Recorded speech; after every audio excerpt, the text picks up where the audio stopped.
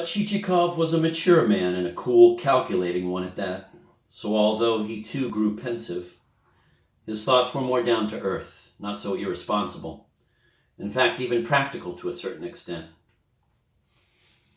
"A nice girl," he muttered, helping himself to a pinch of snuff.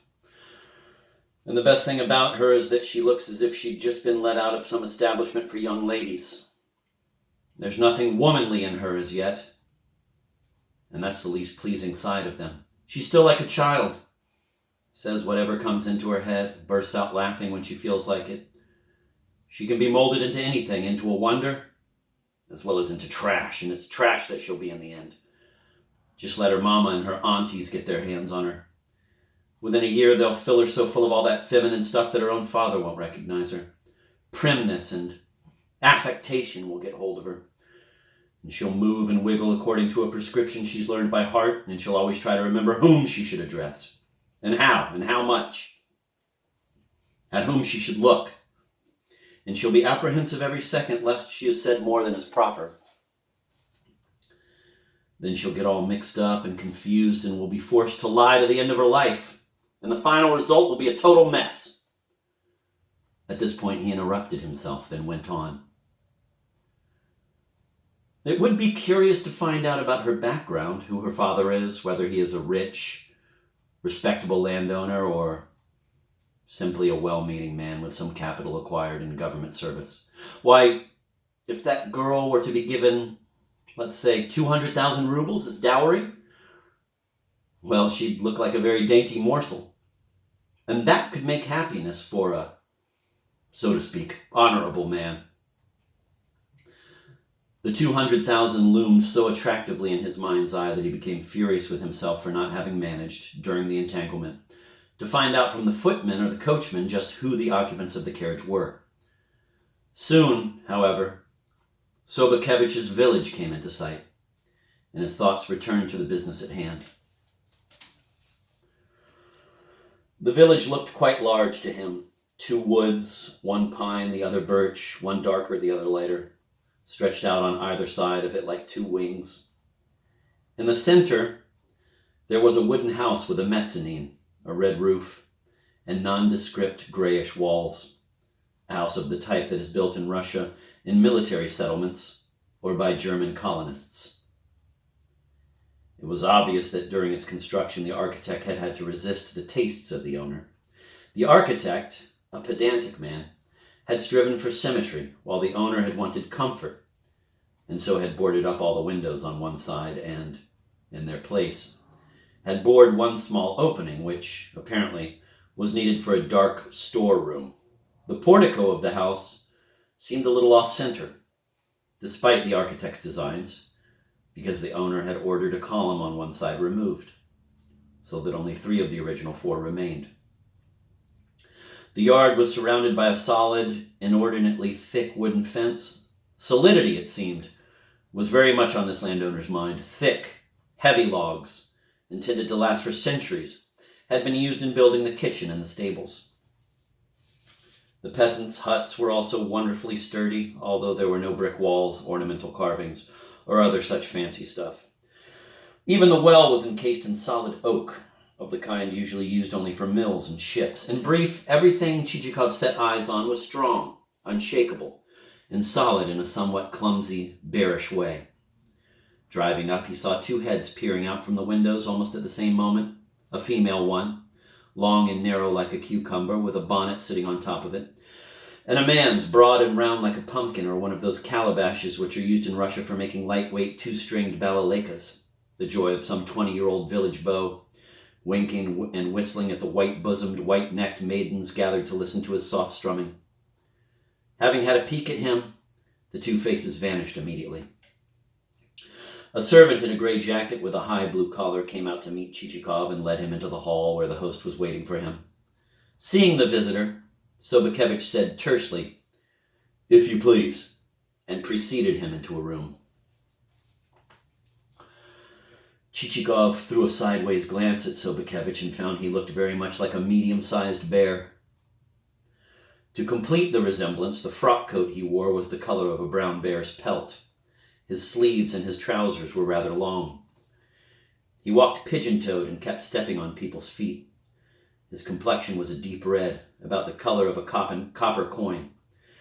There are many faces over which nature doesn't seem to have taken too much trouble, doesn't seem to have bothered to use delicate tools such as files and fine gimlets, but seems instead to have simply hacked away from the shoulder with an axe.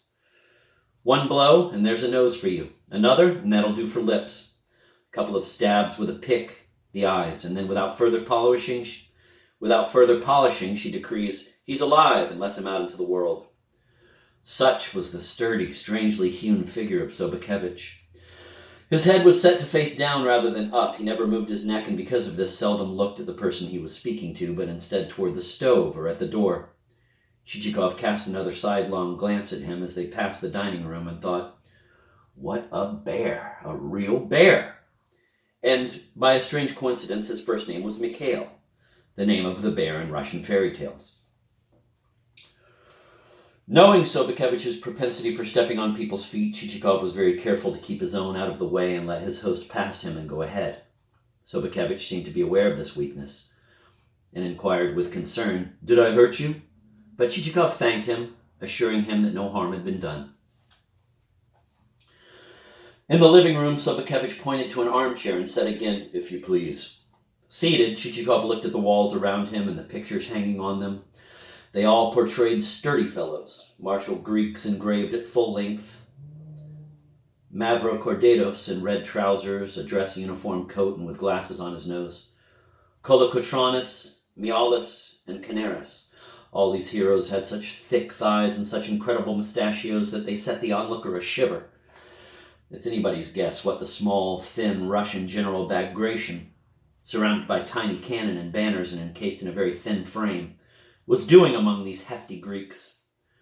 Then there was also the Greek heroine Babalina, each of her legs thicker than the torsos of the graceful gentlemen who fill contemporary drawing rooms.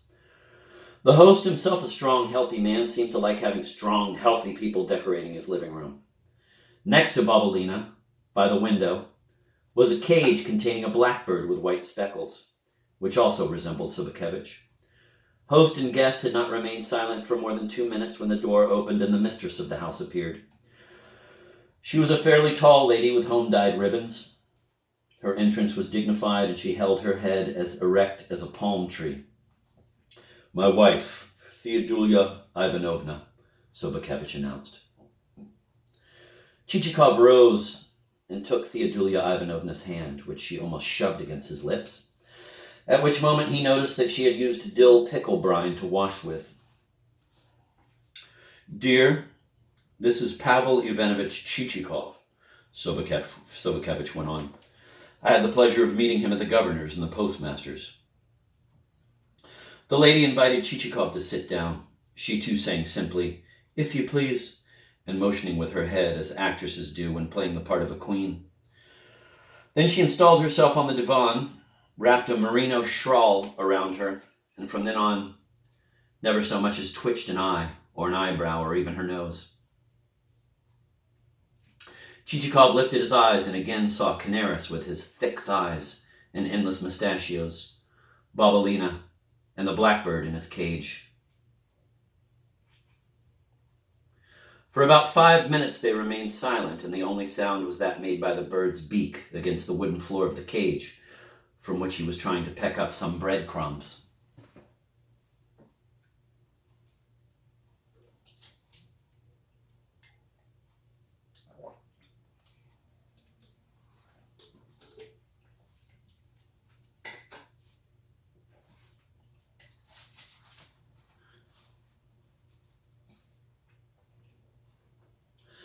Chichikov glanced once more around the room. Everything in it was simple, clumsy to the highest degree, and somehow strikingly resembled the master. In one corner there was a round-bellied walnut bureau mounted on 4 preposterous legs, the whole absolutely bear-like. The table, the armchairs, the straight chairs, all had something ponderous and somewhat disquieting about them, and every piece of furniture seemed to say, I am Sobakevich. I resemble Sobakevich."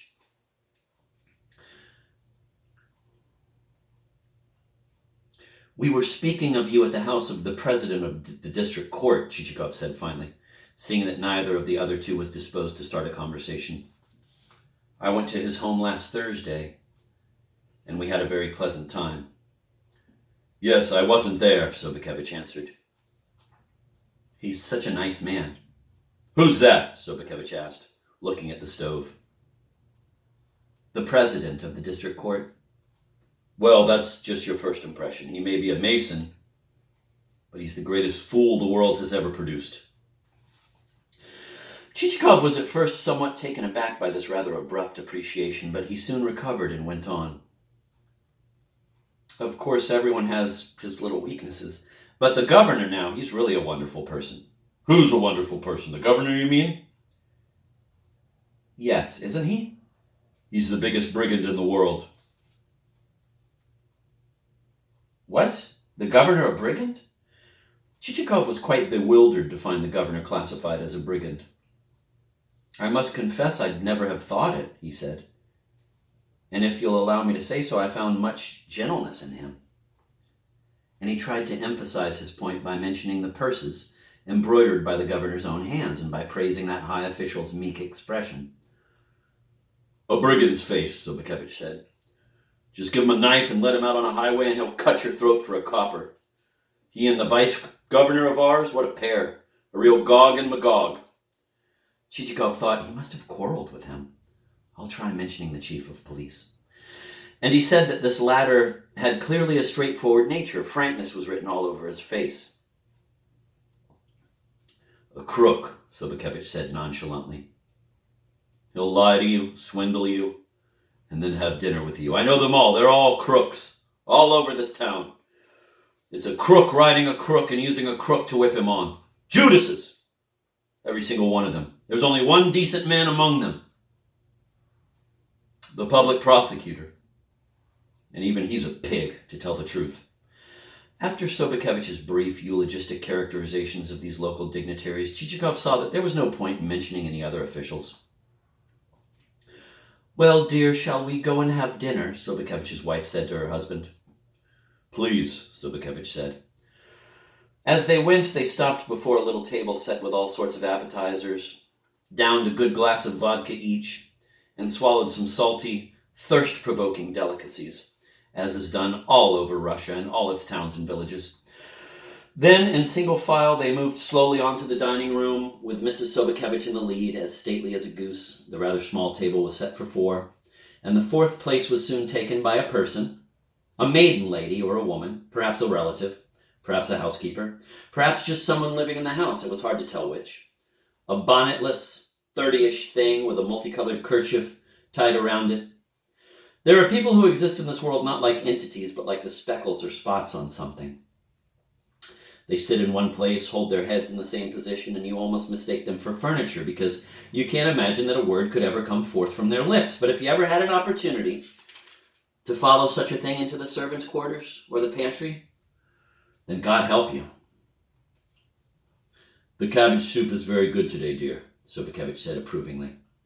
And having gulped down a few spoonfuls, he dumped into his plate a huge piece of sheep's stomach, stuffed with buckwheat groats, brains, and lamb's feet, which had been served with the soup.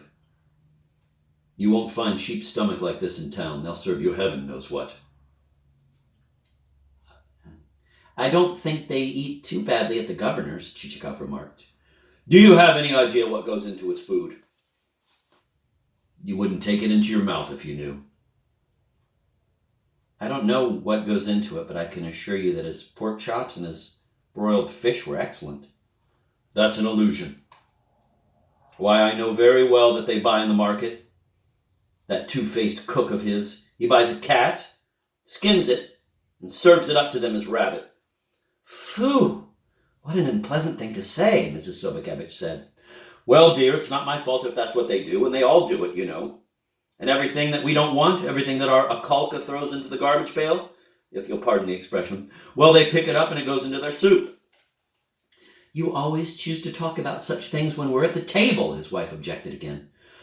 But my love, you would be right to object if I did the same as they do, but I tell you straight out, I'm not going to eat filth.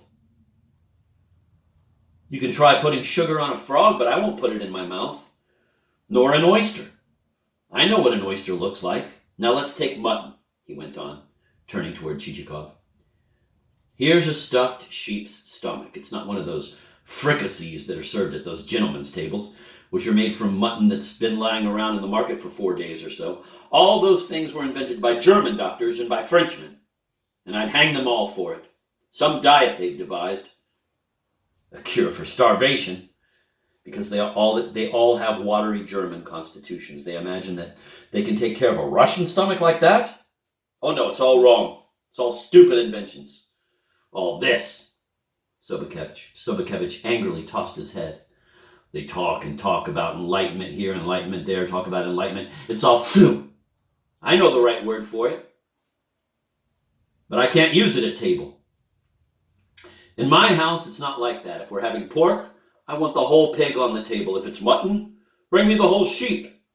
If it's goose, I want to see everything. I'd rather have just 2 dishes, but enjoy them to my heart's content.